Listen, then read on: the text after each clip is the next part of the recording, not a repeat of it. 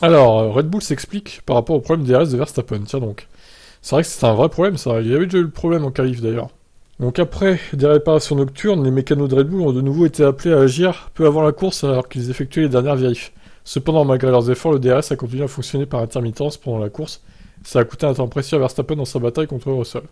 Heureusement pour le néerlandais, la victoire était finalement au bout du chemin. Nous sommes plus que satisfaits de ce doublé car nous avons eu de grandes difficultés, admet le consultant Marco.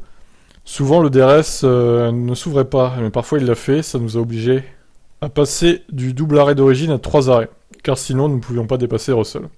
Nous avons également eu des problèmes avec la température du moteur, mais quand nous avons pu rouler sans personne devant, nous avions la voiture la plus rapide du plateau.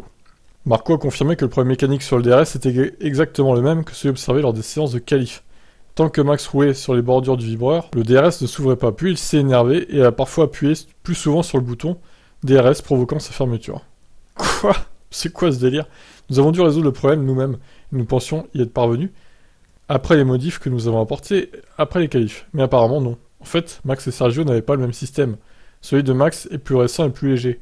Il y a de la calibration à faire, mais il faut aussi comprendre pourquoi les vibrations ont gêné le fonctionnement. C'était trop sensible. Pourquoi cette différence entre les voitures?